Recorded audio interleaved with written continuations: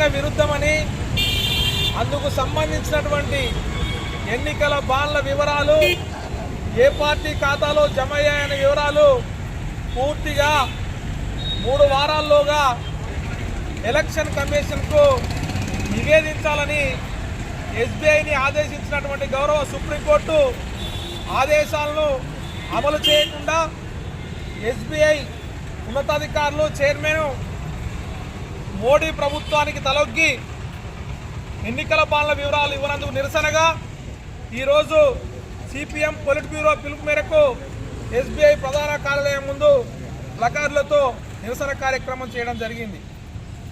ఫిబ్రవరి 15న గౌరవ సుప్రీంకోర్టు ఎన్నికల బాండ్లు రాజ్యాంగ విరుద్ధము, ఇది క్విడ్ ప్రోకోకు దారితీస్తుంది, ఇది ఎన్నికల ప్రక్రియకు విఘాతం కలిగిస్తుందని చెప్పేసి పేర్కొన్నప్పటికీ ఎన్నికల బాండ్లకు సంబంధించినటువంటి వివరాలు ఇవ్వకుండా ఇది డిజిటల్ యుగం, ఒక క్లిక్తో మొత్తం సమాచారం వస్తున్నటువంటి సమాచార సాంకేతిక యుగంలో ఉన్నాం.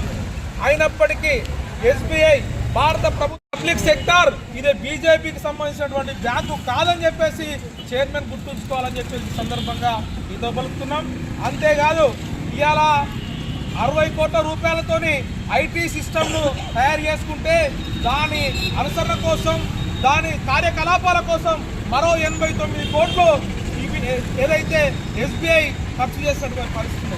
మరి ఇంత టెక్నాలజీలో కూడా మాకు మరో 3 నెలల సమయం కావాలని చెప్పేసి అడగడం అంటే ఇది బీజేపీకి పరోక్షంగా సపోర్ట్ చేయడం అని చెప్పేసి ఈ భారత ప్రజానీకం కూడా అనుమానిస్తుంది. ఒక సుప్రీంకోర్టు దేశంలో అత్యంతమైనటువంటి గౌరవప్రదమైన కోర్టు తీర్పును కూడా ఇలా బీజేపీ అనుకూలంగా మలుచుకుంటుంది. ఇలా దేశం యావత్తు చూస్తూ ఉంది. ఇలా మొత్తం కూడా బీజేపీకి ఎన్ని వేల కోట్లు ఎవరెవరు ఎలక్ట్రల్ బాండ్ రూపంలో ఇచ్చారని దేశం మొత్తం తెలుసుకోవాలని ఒక ఉత్సుకతతో చూస్తున్నటువంటి పరిస్థితుల్లో కూడా ఇలా ఎస్బీఐ నిర్లక్ష్యం మూలంగా ప్రజలకు ఏం వెళ్ళిపోతుందని చెప్పేసి సందర్భంగా మేము చెప్పదలుచుకున్నాం. అంతేకాదు ఇలా మొత్తంగా కేంద్ర ప్రభుత్వం బీజేపీ ప్రభుత్వానికి సుమారు 6,600 కోట్లు ఎలక్ట్రల్ బాండ్స్ రూపంలో, ఎన్నికల బాండ్ల రూపంలో వచ్చింది. ఒక్క పార్టీకే 85% ఇచ్చినటువంటి ఆ కార్పొరేట్ శక్తులు ఎవరు? ఆ కార్పొరేట్ శక్తుల దగ్గర సాగిలా పడ్డదెవరు? వేల కోట్ల రూపాయలు ఎన్నికల బాండ్ల రూపంలో తీసుకున్నటువంటి బీజేపీ కావాలని చెప్పేసి ఈ రకమైనటువంటి ఎస్బీఐని అడ్డం పెట్టుకొని తాత్సారం చేస్తుంది. ఒకవైపు ఎన్నికలు వస్తున్నాయి, జూన్ 30 వరకు మేము మాకు అవకాశం ఇవ్వండి, ఇప్పుడు మేము మాన్యువల్ రూపంలో రాసినామని చెప్పేసి ఎస్బీఐ చూపుతుంది. ఒకవైపు డిజిటల్ రూపంలో తీసుకొస్తాం, భారత డిజిటల్ వైపు వేగంగా అభివృద్ధి చెందిందని చెప్పేసి ఒకవైపు నరేంద్ర మోడీ చెప్తాడు. మరి ఎస్బీఐ ఇట్లా రాత రూపంలో రాసిన్నారా? డిజిటలైజ్ చేయలేదా? డిజిటలైజ్ చేయడం కోసం 69,000 కోట్లు ఎందుకు, 89,000 కోట్లు ఎందుకు ఖర్చు చేసి 89 కోట్లు అట్లా 60,000 కోట్లు ఎందుకు ఖర్చు చేసారు? ఈ కోట్ల రూపాయలు ఏడిగిపోయినాయి. ఇవాళ మనం ఒక బ్యాంకు పోతే సామాన్య ఖాతాదారుడు ఆ అకౌంట్ వివరాలు ఇవ్వంటే ఒక క్లిక్ చేసి 10 నిమిషాల్లో మొత్తం చార్జ్ చేసిన పరిస్థితి. మరి ఈ రాజకీయ పార్టీకి ఇచ్చినటువంటి వాటిని ఎందుకు తీయడం లేదు?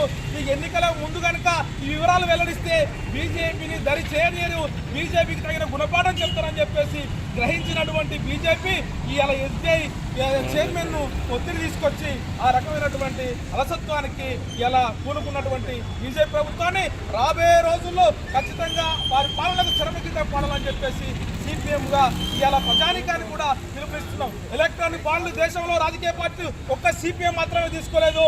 ఈ సిపిఎం ఏదో సుప్రీంకోర్టు కూడా ఇంప్లీట్ జరిగింది. ఇది రాజ్యాంగ విలువలకు, రాజ్యాంగ స్ఫూర్తికి, రాజ్యాంగానికి ఇది వ్యతిరేకమైనది. ఇవాళ క్విడ్ ప్రోకోకు తలపిస్తున్నది కాబట్టి ఇవి వద్దని చెప్పేసి ఆ రకమైన సుప్రీంకోర్టులో కేసు వేసి ఆ కేసు ఏదైతే తీర్పునిచ్చిందో ఆ తీర్పు ప్రకారం కూడా గతంలో అనుకున్న విధంగా ఇవాళ తీర్పు రావడం జరిగింది.